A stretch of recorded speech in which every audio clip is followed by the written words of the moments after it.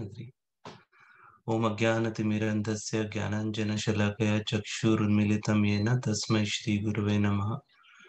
Namo Vishnupadaya Krishna Prasthaya Bhutale Srimate Bhaktivedanta Swamiti Namaya Namaste Saraswati Devi Gaurvani Pracharine Nirvisheshi Shunyavadi Paschatya Deshitarine. Mukam Karoti Vachalam Pangum Langayate Girim Yad Kripatamaham Vande Shri Guru Dinatarinam Paramananda Madhavam Shri Chaitanya Ishwaram. Hare Krishna, Krishna Krishna, Hare Hare, Hare Ram, Ram Ram, Hare Hare. Hare Krishna, please accept my humble obeisances to all assembled devotees. Especially I can see some of very senior devotees present here. It's very humbling experience to speak in front of all of you.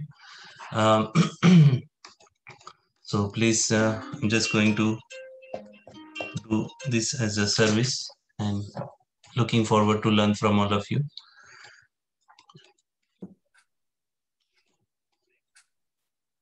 So today's verse is Aparyaptam tadasmakam balam bhishmabhirakshitam paryaptam tvidame tesham balam bhimabhirakshitam.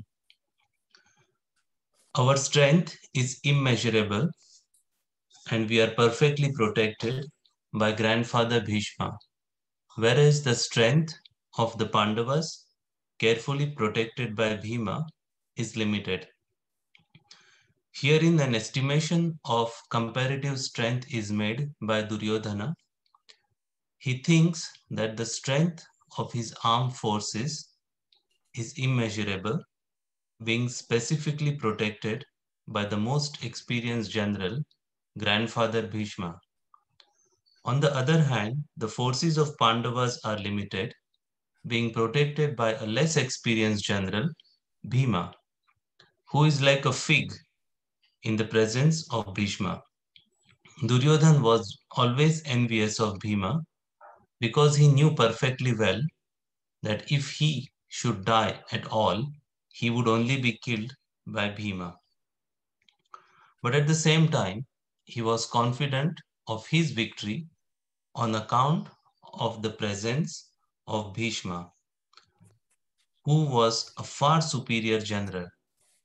His conclusion that he would come out of the battle victorious was well ascertained. Okay, Hare Krishna. So this particular verse is where Duryodhan, like Srila Prabhupada is saying, is making an estimate of both the army's strength, as any good general would do to plan his battle. He is doing an estimate. And here the word aparyaptam has two meanings. So one meaning that's been used here in our purport by Srila Prabhupada is that the strength is immeasurable. Paryapta means measurable or sufficient. Aparyapta means immeasurable, and also the other meaning is insufficient. Aparyaptam tad asmakam balam bhishmabhi rakshitam. So what he is saying is, as you see in earlier verses, Arjun,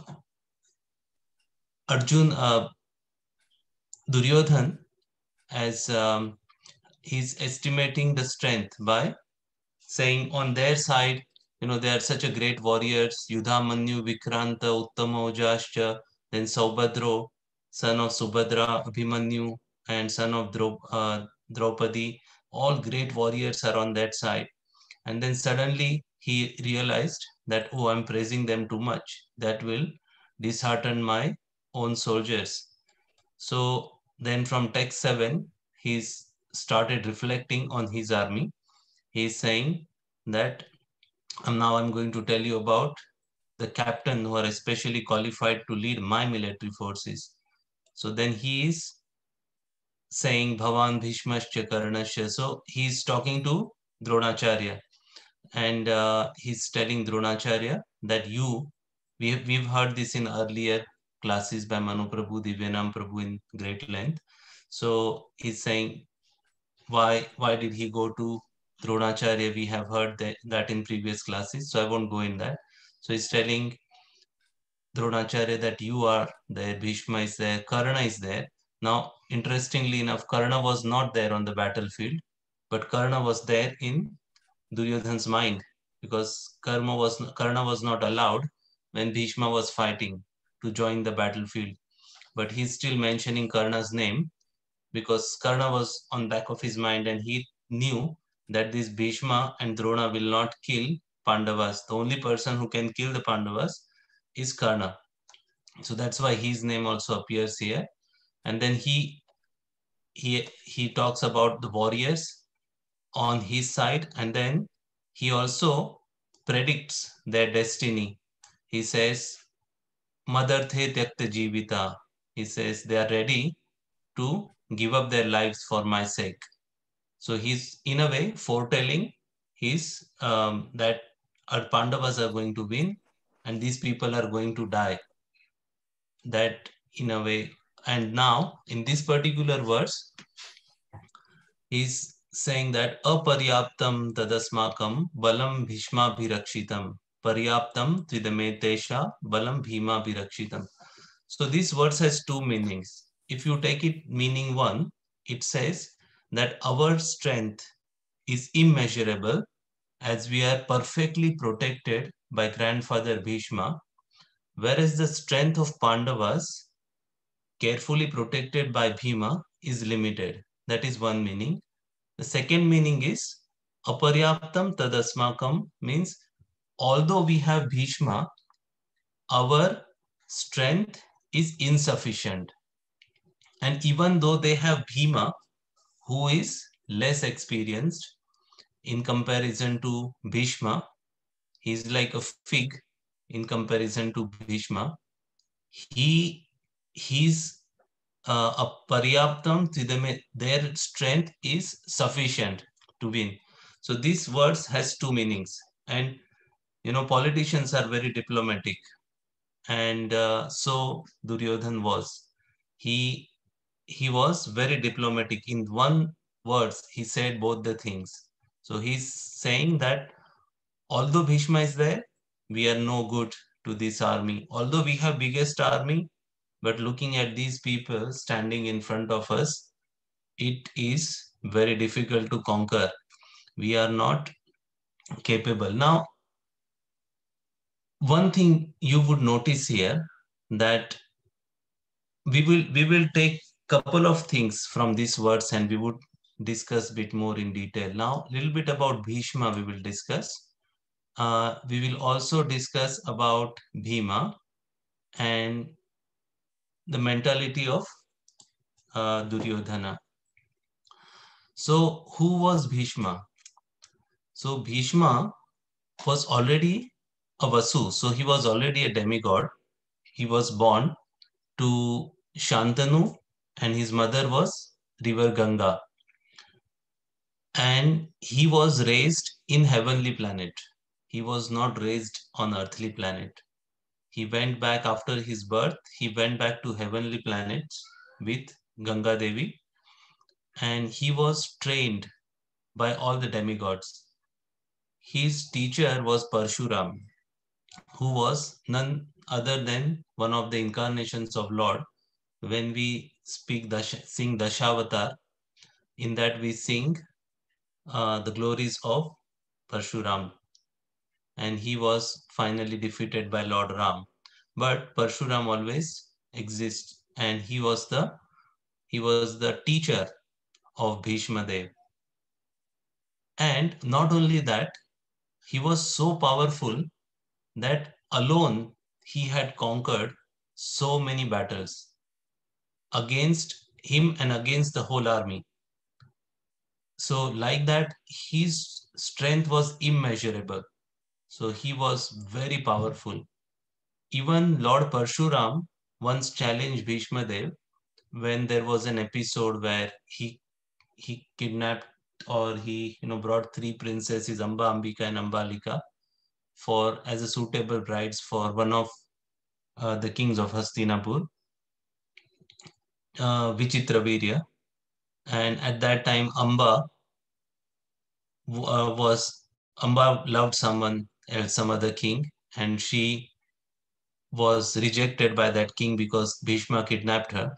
And then she was insisting Bhishma that you should now marry me because, my lover or my husband, prospect husband, has now rejected me because you have kidnapped me from my wedding, from my Swayamvara.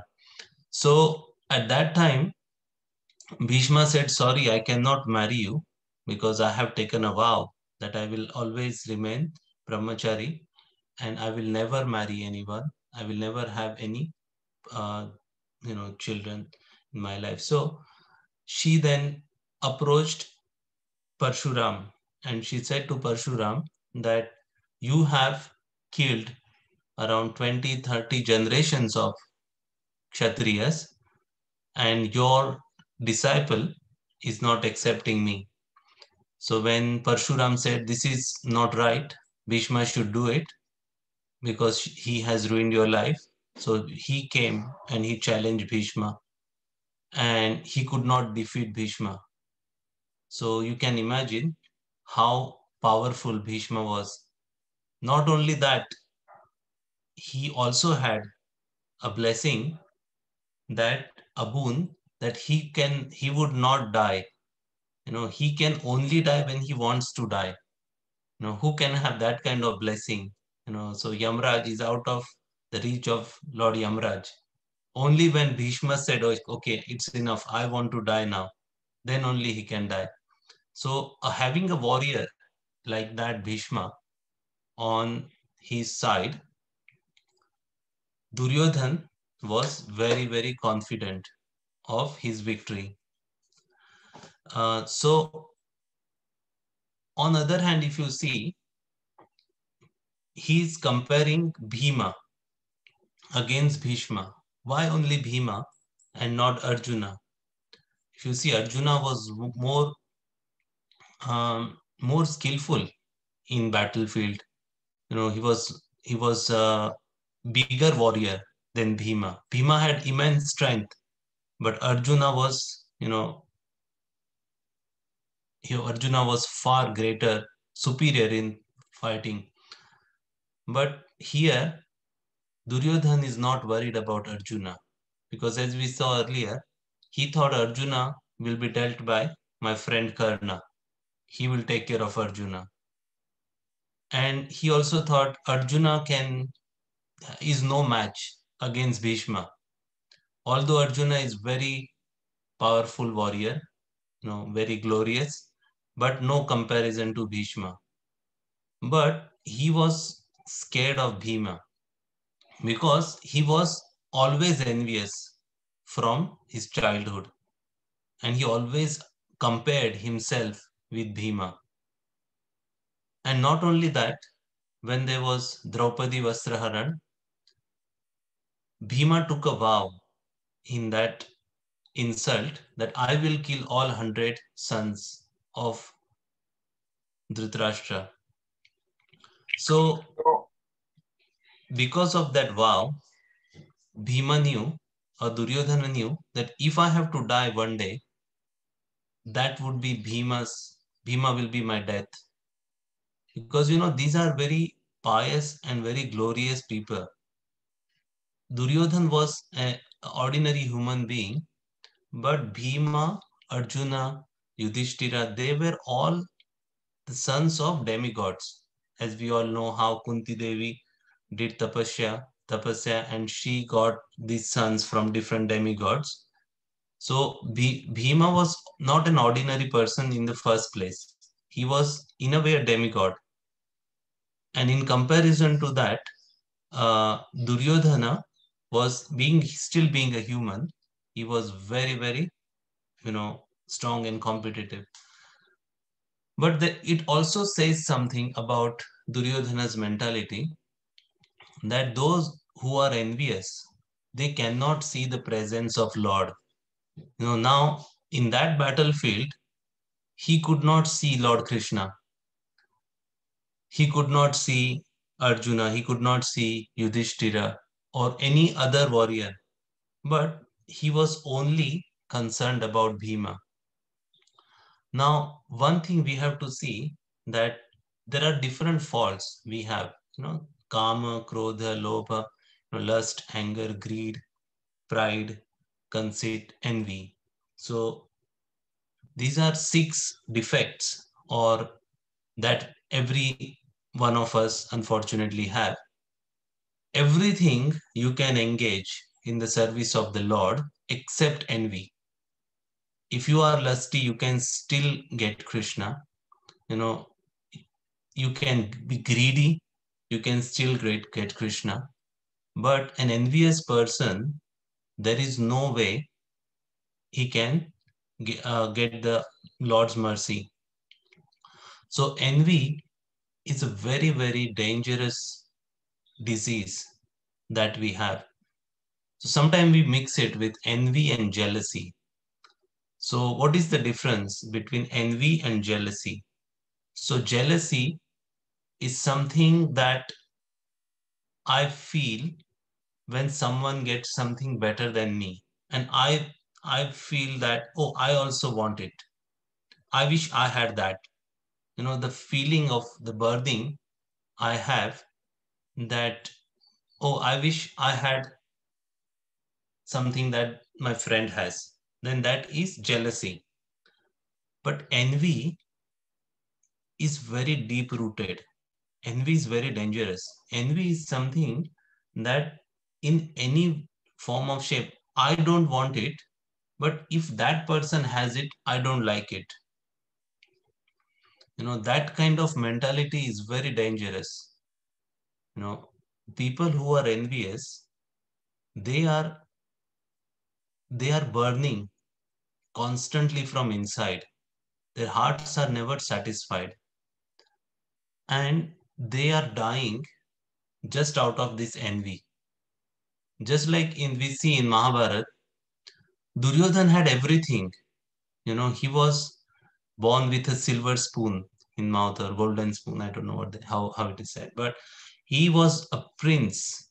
He had entire kingdom of Hastinapur for himself. His father was always favorable to him. When there was a time when Dhritarashtra had to make Yudhishthir Maharaj Prince Regent, he was given, he split the kingdom in 2 parts. And the most prosperous part of the kingdom, he gave it to his own son, Duryodhan. And the most deserted part of the kingdom, which was a big forest and, all wilderness, that part, which had, no opulence at all, he gave it to Yudhishthir Maharaj. Still, his heart was burning. Why even did they get that part? Then Yudhishthir Maharaj, with his 5 brothers and mercy of Lord Krishna, they built a very wonderful city, and it was called Indraprastha. And it was so beautiful that even the heavenly planet, heavenly kingdom, or Indralok was no comparison.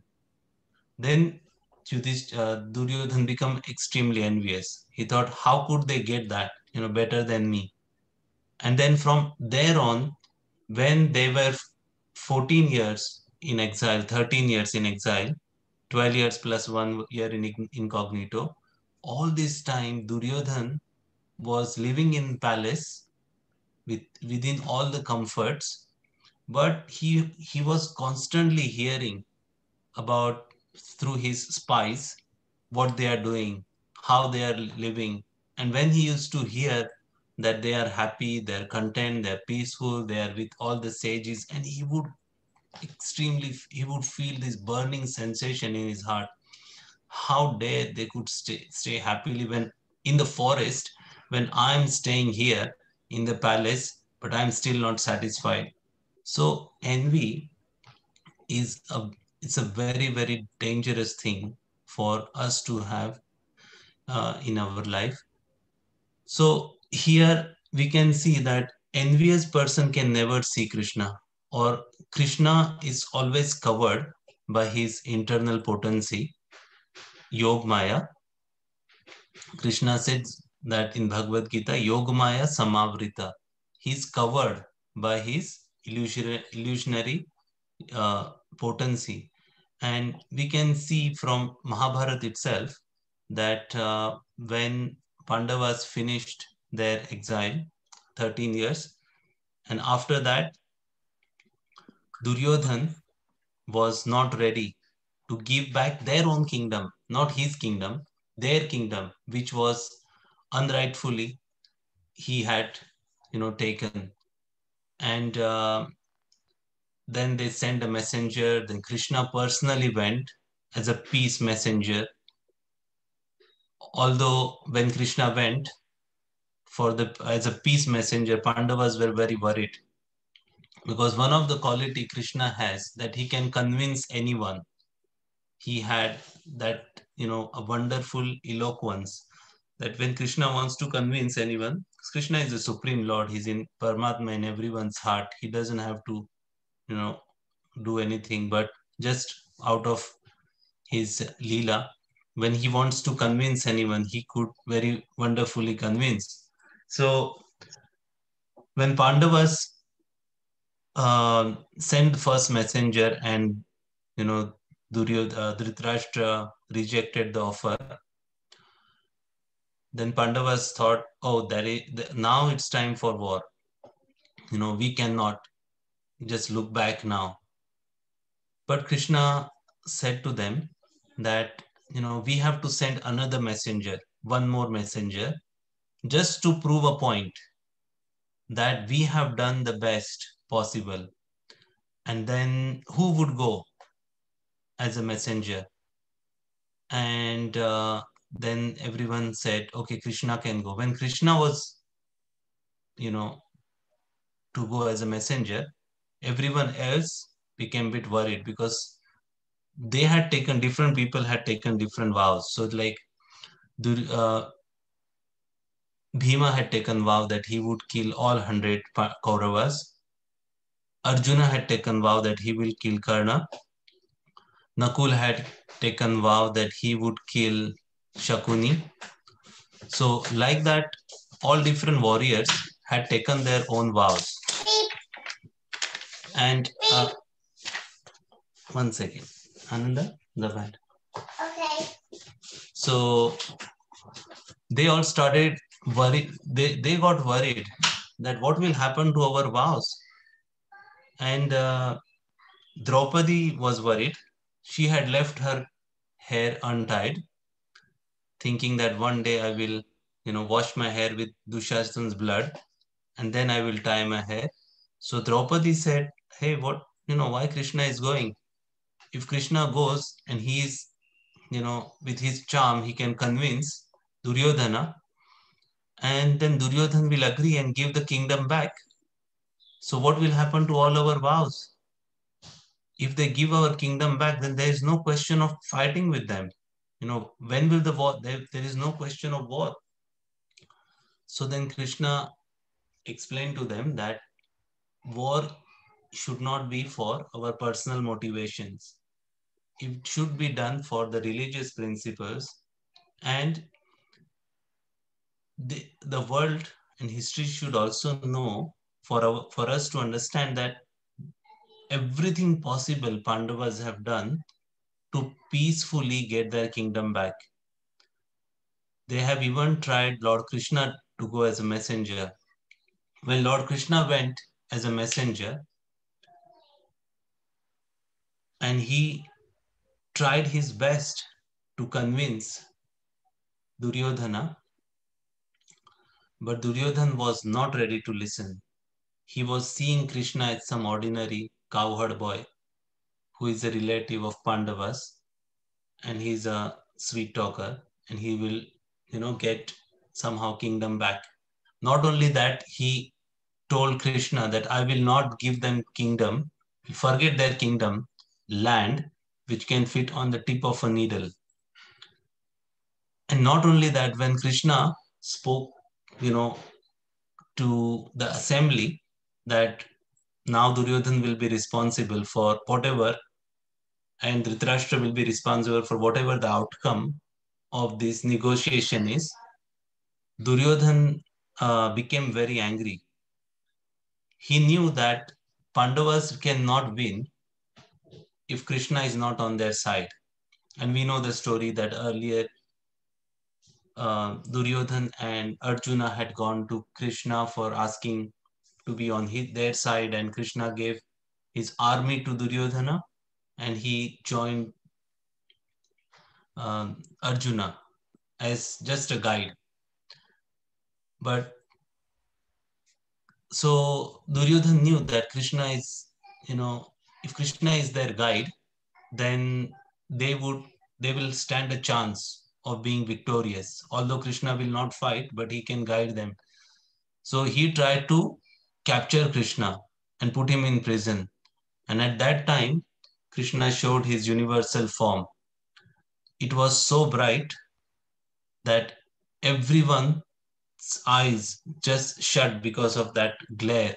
Only a few people in that assembly could see, like Vidura, Bhishma, Kripacharya, those who were, who accepted Krishna as Supreme Personality of Godhead and, were devotees of Lord, they could see that universal form.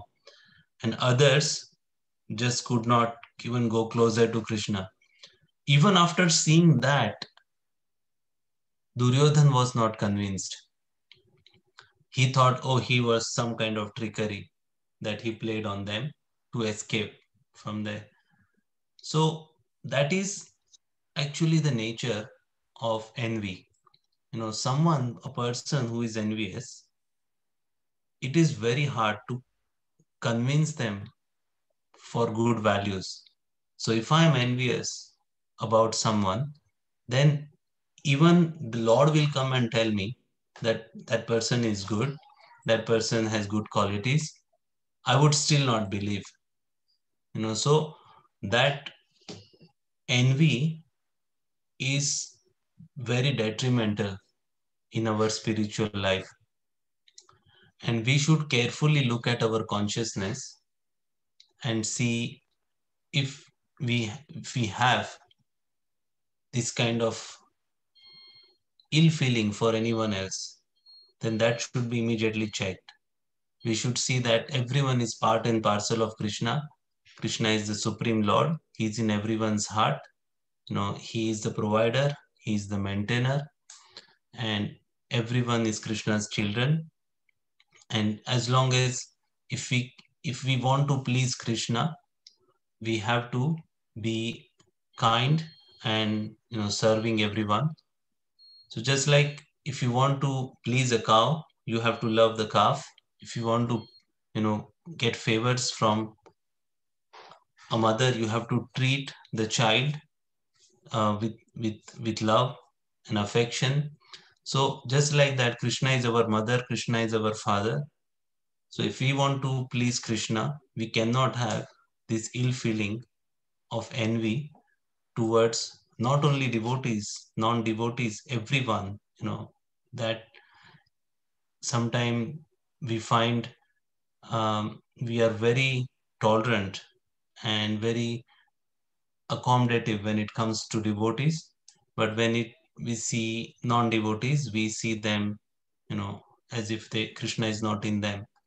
So we have to, develop this tolerance and compassion and the mood of service to everyone, and this can be developed through chanting the holy name of the Lord. Krishna's name is non different from Krishna. So one who chants the holy name, automatically all the good qualities do manifest in the person. That's why Prabhupada is saying, chant and be happy. So in this yuga, in Kali Yuga, the only yuga dharma is chanting the holy name of Lord. There is no other dharma in this yuga. So no puja part will get you the results if you are not chanting. If you are studying scriptures but you are not chanting, then scriptures will not reveal their meanings in your heart.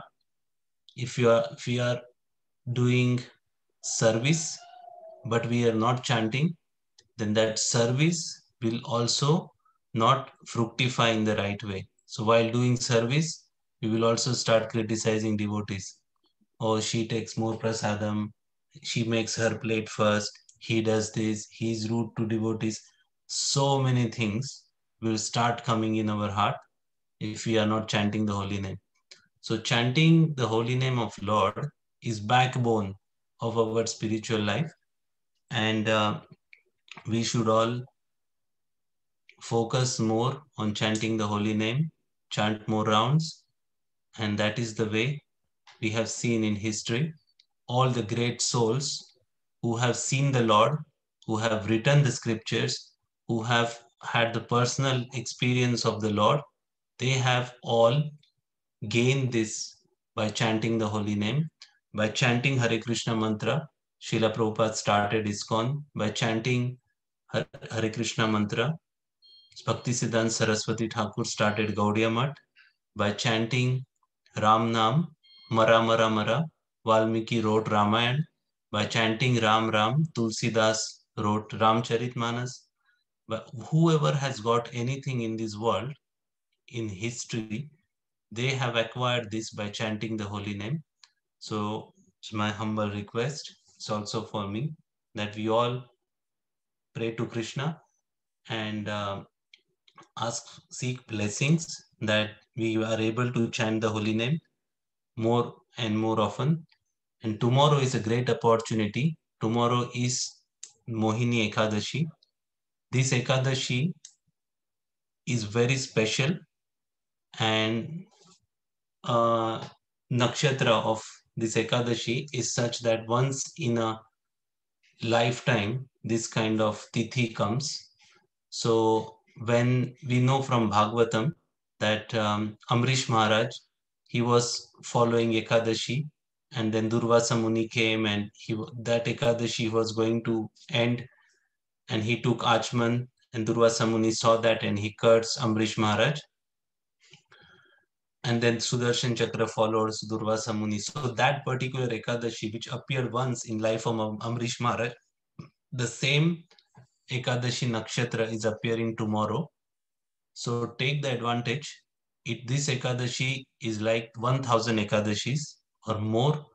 So if you are able to follow this Ekadashi nicely tomorrow, then we all will make great advancement. And how to follow Ekadashi? Ekadashi does not mean feasting on non-grain items and make a great massive feast of non-Ekadashi food and eat 3 times in a day. That's not the purpose of Ekadashi. Ekadashi, how we follow, is limited interaction of senses and maximum chanting. And since morning, Ekadashi will start. It will be for whole day tomorrow, night and morning. Morning will be Parayan. So see if you could chant more rounds. In our Sangha, we are looking to chant more rounds tomorrow with maximum that we can do. Limited interaction with mobiles or television, and engage more in chanting devotionally with the holy name of the Lord.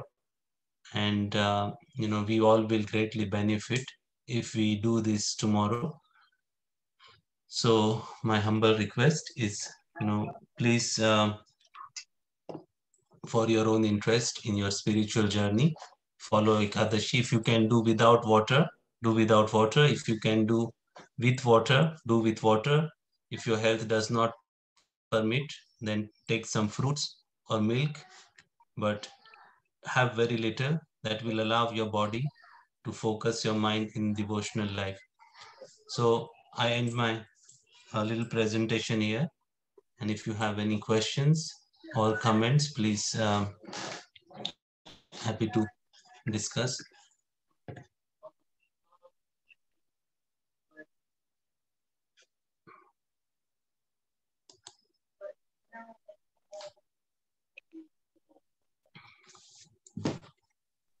Hare Krishna Prabhuji, my humble Krishna. obeisance to you. The class was wonderful. It was very nice. And the way you distinguished jealousy and envy was very helpful, because I thought jealousy and envy are the same thing. It's like synonyms, but like you explained, envy, because I know vocabulary in Bengali what envy is, but I didn't know the English of that. So now I know that envy is that you are not happy if some other person is happy or in a good state. So that is envy, and jealousy is like just you want something that other person has got. So which is very good, because I always thought they are the same things. So now I know it. Thank you very much for that. Yeah, and all the other six enemies, they can be engaged in Krishna's service somehow, but envy cannot be. So that's a great point as well. So thank you very much for the whole class. It was wonderful. Thank Thank you. you, Mataji. Hare Krishna. Hare Krishna. Hare Krishna, Amritanand Prabhu. Hare Krishna, Guru. Wonderful class. Thank you for highlighting the problem with envy. Srila Prabhupada has given us a wonderful process. If we sincerely follow that, surely one can go back to Godhead. So why is there a need for envy? Prabhupada has taught that you must cooperate together, serve each other. I think chanting the holy name highlighted, the Vaishnava is the best way to take it forward. Thank you so much for that. It was a lovely class, and also towards a lovely Ekadasi. Obviously, we don't eat grains on Ekadasi. That's so wonderful. It's a special day of Lord Hari. Yes, thank you so much, Prabhu. Your classes are blissful. Thank you. Hare Krishna. Thank you, Prabhu. Thank you very much. Sorry, Prabhuji, how would you overcome envy? Or how would you deal with somebody who is envy of you or envy of your situation? Envious of you, or envy that we have in our heart for someone else? Both. Okay. Both, in both incidences. Whether we would be envious of somebody else or somebody else would be envious of us. So as far as we are envy of someone else, we can rectify that problem because we have identified the problem.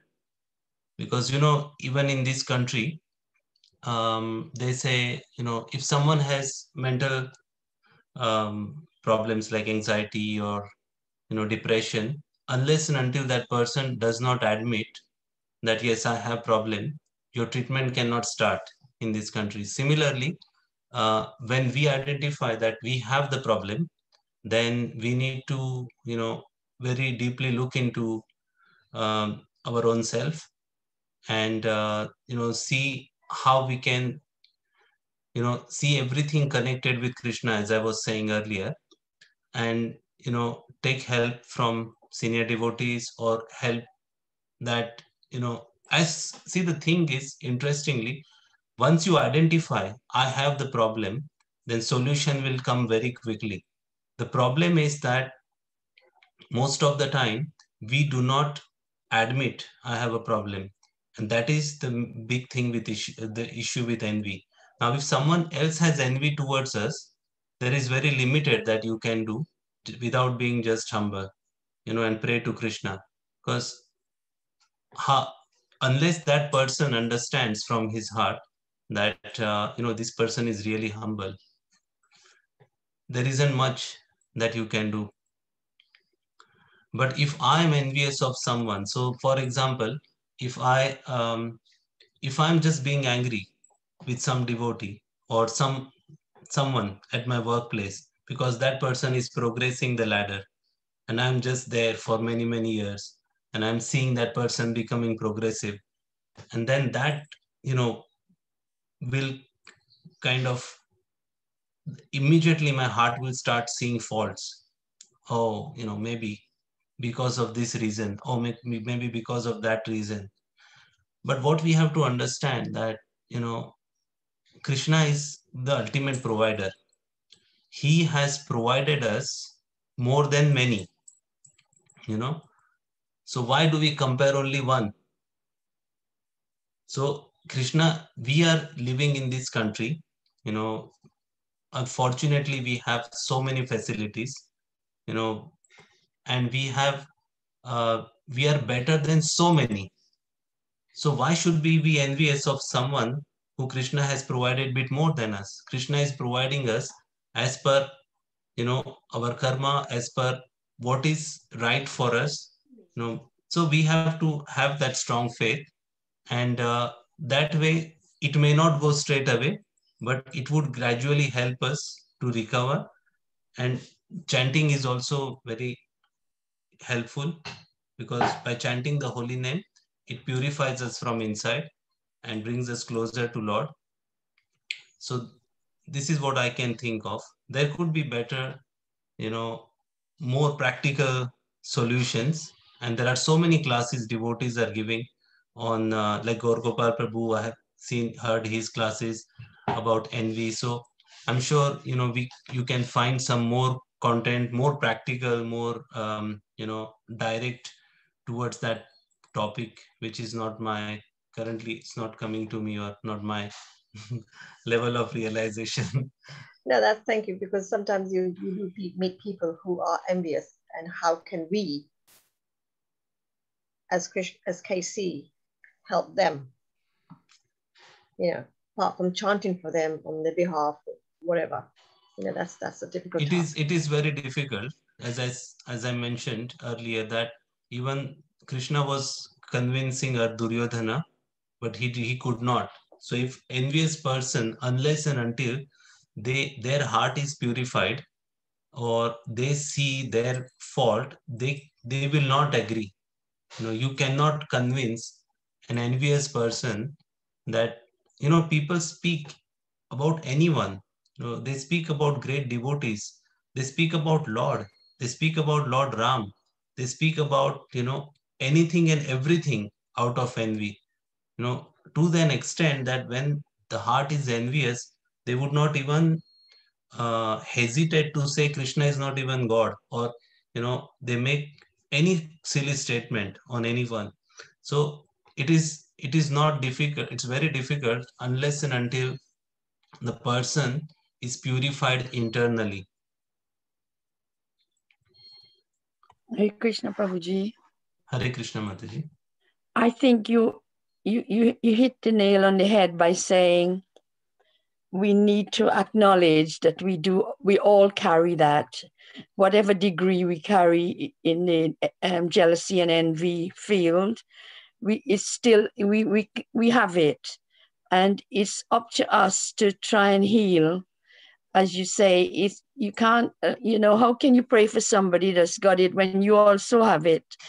When you have to do it yourself, and then and you're giving us some little medicine how to do it, little drips of medicine, which is like it's like a feed really when we attend all these classes. So whether we take this nourishment and heal ourselves, we cannot help somebody else, because if we're carrying it, and it is a rife thing, it isn't, you can't say I don't have it so I can help you.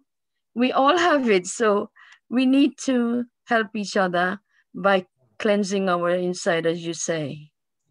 And see, we are alone in this journey. Krishna is our Krishna is our best friend. He's in our heart. But if you see in this world, we have to first think how we can improve ourselves, so we can go back to spiritual world. Are we ready for that? If we are not ready for that, then focus on your own anarthas first, because when we don't have anarthas, the great souls don't see bad thing in anyone else. They see, if we are seeing envy in somewhere, that means there is not much, but there is some mild envy in our heart also. Because if we don't have magnet, we cannot detect the metal. So it is like, if I have lust in my heart, then I will see lust somewhere else. Like Radhanath Maharaj says, Atmavan manyate jagat. He always quotes this. Means, as we are, we see others like us. So if we are greedy, then we'll say, oh, these are all greedy people. I can see, I do not see any good qualities in them. Just like, the story we hear from Mahabharata that, once Vidur asked Yudhishthir Maharaj and Duryodhan, he said, go and find, he asked Duryodhan, go and find some, good people in the town, the best person in the town. And Duryodhan said, there is no one, everyone has so many faults. No, I'm the only best person here. And he asked Yudhishthir Maharaj to go and find the worst person.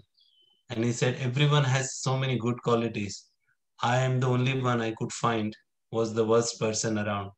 So this is the heart of, when we have a purity of our heart, we cannot see, we feel compassionate. We feel, when we see envy in someone's heart, we feel compassionate and we pray to Krishna. But somehow if we are able to see that little trace, that means we have something to deal with ourselves first. Thank you, Joli Mataji. Hare Krishna. Okay, so I think there is any other question, if not, or any comments or any corrections. Okay, thank you. So it's already 8:45. So vanchakalpatarubhyascha kripa sindhubheva patitanam pavanebhyo vaishnavebhyo namo namah.